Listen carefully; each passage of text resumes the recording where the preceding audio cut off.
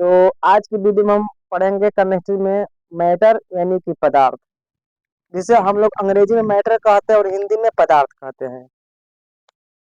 तो आज हम पदार्थ के बारे में पढ़ेंगे कि पदार्थ क्या होता है और पदार्थ की कितनी अवस्था होती है। तो सबसे पहले हम ये पढ़ेंगे कि पदार्थ क्या होता है। तो दुनिया का कोई भी चीज, आपको दुनिया में कोई भी चीज जो दिखाई देती है, जिसमें वजन यानी कि भार रहता है या द्रव्यमान रहता है, उसे हम लोग पदार्थ कहते हैं। तो पदार्थ वैसा चीज होता है जिसमें भार भी हो, जो रुकावट भी डाले, जो दाब भी डाले, उसे क्या कहा जाता है? पदार्थ कहा जाता है। जैसे एक बर्फ का टुकड़ा ले लीजिए, एक बर्फ का टुकड़ा ले लीजिए, इसमें क्या होगा? तो इसमें भार होगा, तो इसे हम क्या कहेंगे? पदार्थ कहेंगे। ये सब क्या है? पदार्थ है। छोटा से छोटा भी जो होता है वस्तु, वह पदार्थ कहलाता है। ये आप बात याद रखिएगा। अब हम पढ़ेंगे पदार्थ की कितनी अवस्था होती है। तो पदार्थ की भौतिक गुणों के आधार पर तीन अवस्था होती है। कितनी? तीन अवस्था होती है। कौन कौन? तो पहला होता है ठोस, दूसरा द्रव, और तीसरा हमारा गैस होता है।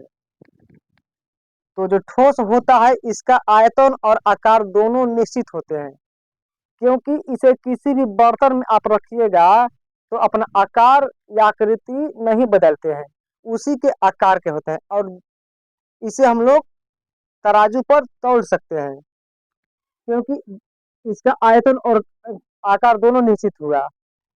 क्या हुआ? इसका आयतन और दोनों आकार निश्चित हुआ।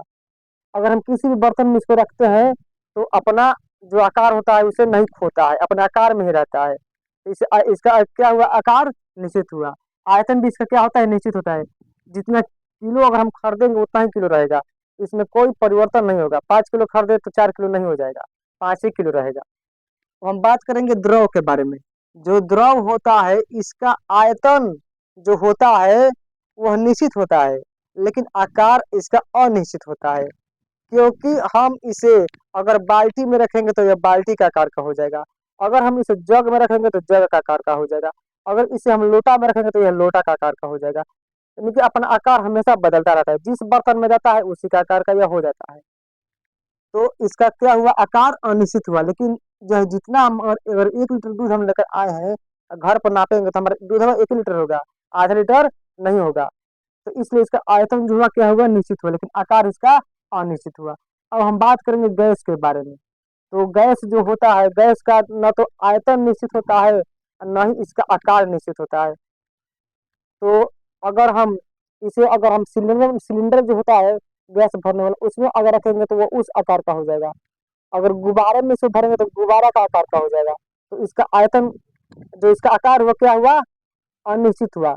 और हम अगर इसे हम सिलेंडर में भर कर जोखेंगे तो सिलेंडर का आकार का होगा, तो उतना वजन इसका हो जाएगा। अगर छोटा बर्तन में इसको जोखेंगे तो छोटा, यानी कि यह अपना आकार हमेशा बदलता रहता है और आयतन भी इसका बदलता रहता है। अगर मान लीजिए सिलेंडर का मुंह आप खुला छोड़ दिए तो वो पूरा उड़ जाएगा, वो रहेगा नहीं उसमें।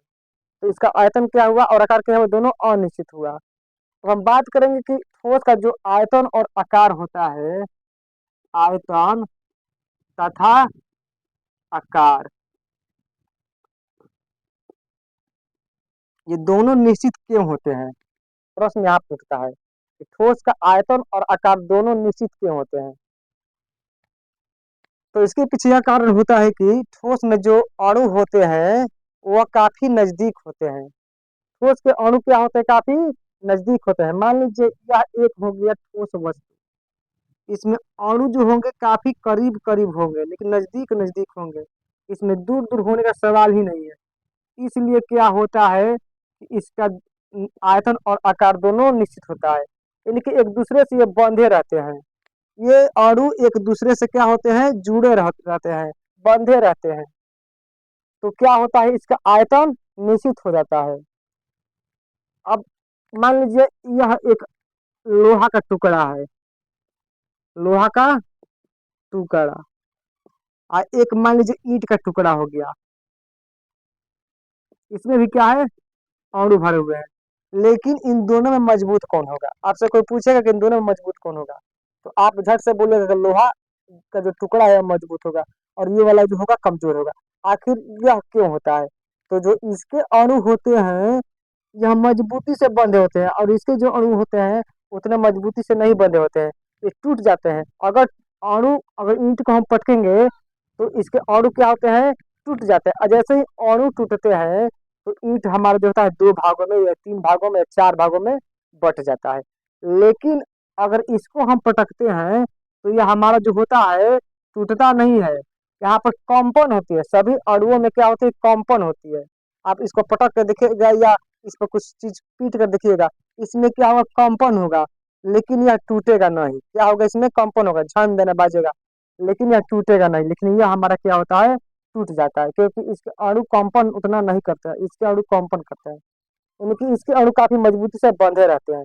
और जिसका अणु काफी मजबूती से बंधेगा वह क्या होगा, उतना ही मजबूत होता है। तो लोहा और यह हमारा ईंट है, इसमें ही अंतर होता है कि लोहा ईंट की अपेक्षा काफी मजबूत होता है और ईंट हमारा काफी लोहा की अपेक्षा कमजोर रहता है। अगर आप लोहे से ईंट को पीटिएगा तो क्या होगा, ईंट फूट जाएगा, और लेकिन लोहा नहीं फूटेगा। और इनके बीच जो स्थान खाली रहता है, बहुत कम स्थान खाली रहता है, इसे हम लोग अंतरा अणु का स्थान भी कहते हैं। क्या कहते हैं, अंतरा अणु का स्थान। और जो अणु एक दूसरे में बंधे होते हैं, एक अणु दूसरे अणु में बंधा रहता है, तो इसे हम लोग क्या कहते हैं, अंतरा अणु बल कहते हैं। अब हम बात करेंगे द्रव के बारे में। द्रव जो होता है, इसका जो होता है आयतन निश्चित होता है और आकार क्या होता है, अनिश्चित होता है। यानी कि इसको हम अगर जमीन पर गिराते हैं तो ये बहने लगता है। पानी को आप देखे होंगे, गिलास से जब पानी होता है आप जमीन पर गिराते हैं तो ये बहने लगता है। आखिर क्यों बहता है, इसके पीछे क्या वजह है कि जो गिलास का पानी नीचे की तरफ बह जाता है, पूरा छितरा आ जाता है, क्यों ऐसा होता है। तो इसका जो होता है अणु, ध्यान से देखिएगा, इसका जो अणु होता है वह ठोस की अपेक्षा क्या होता है, थोड़ा दूर रहता है। ठोस की अपेक्षा क्या होता है, इसका अणु थोड़ा दूर रहता है, उतना करीब नहीं रहता है जितना कि ठोस में पाया जाता है। इसकी अपेक्षा यह थोड़ा दूर रहता है और उतना मजबूती से यह एक दूसरे से बंधे नहीं रहते हैं जितना कि इसमें बंधे होते हैं। यही वजह होता है कि यह दूध छितराने लगता है, गिरता है तो संभर नहीं पाता है, क्योंकि यह अणु एक दूसरे में उतना अच्छी तरह से बंधे नहीं रहते हैं जितना होना चाहिए ठोस में। ठोस की अपेक्षा क्या हमारा हुआ द्रव, कम, द्रव के अणु क्या पड़े, कमजोर पड़े। इसलिए हमारा जो द्रव होता है इसका जो आकार होता है अनिश्चित होता है। अगर यही अणु मजबूती से बंधे रहते हैं तो अनिश्चित नहीं होता। अब हम बात करेंगे गैस के बारे में। और जो इसका जो अणु होते हैं, जो द्रव का, ये क्या होते हैं, थोड़ा ठोस की अपेक्षा थोड़ा स्वतंत्र रहते हैं। अब हम लेकिन अब जो गैस होता है, गैस में हम अब समझेंगे गैस में क्या होता है। तो इसका जो अणु होते हैं या क्या होते हैं, स्वतंत्रता पूर्वक घूमते रहते हैं। ठोस और द्रव की अपेक्षा जो गैस में अणु होते हैं, ये मान लीजिए कोई गैसीय चीज हो गया, बर्तन हो गया, इसमें जो अणु हमारा होगा ये क्या होगा, काफी दूर दूर, पहले तो काफी दूर दूर होगा और उसके बाद ये काफी दूर दूर होने के बावजूद यह क्या होगा, स्वतंत्रता पूर्वक घूमेगा। यानी कि एक दूसरे में ये नहीं जुड़ा रहेगा, एक दूसरे से बांधा नहीं रहेगा, ये स्वतंत्र रहेगा, खुला रहेगा, छूट रहेगा इसका। इसलिए क्या होता है कि इसका आयतन और आकार दोनों क्या होता है, अनिश्चित होता है, निश्चित नहीं होता है। इसे जिस बर्तन में रखेगा उसी का आकार का हो जाता है और इसको खुला में छोड़ देते तो उड़ जाता है। और इसको अगर हम घर पर ले जाते हैं उड़ते हुए तो ये कम हो जाता है, यानी कि दोनों इसका क्या हुआ, अनिश्चित हुआ। तो ठोस का आयतन और आकार दोनों निश्चित क्यों होता है, क्योंकि इसके जो अणु होते हैं एक दूसरे में जुड़े रहते, बंधे रहते हैं।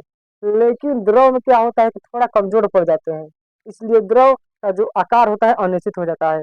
और गैस में तो बिल्कुल स्वतंत्र रहते हैं, इनको कोई रोकने वाला भी नहीं रहता है कि तुम इतना छूट के हो भाई।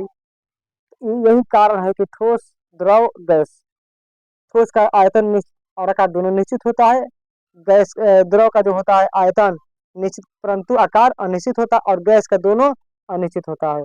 तो ये हमारे भौतिक गुणों के आधार पर पदार्थ के तीन भाग होते हैं, कौन कौन, ठोस, द्रव और गैस। तो साथियों, आप लोग को यह वीडियो कैसा लगा, आप लोग कमेंट कमेंट में जरूर बताइएगा और इसे ज्यादा से ज्यादा शेयर कीजिएगा और सब्सक्राइब करना ना भूलिएगा। फिर आएंगे तो आप लोग हम अब पदार्थ के अगले अध्याय में हम आगे की तरफ बताएंगे कि पदार्थ रासायनिक गुणों के आधार पर कितने भागों में बटा है। आज के लिए इतना ही।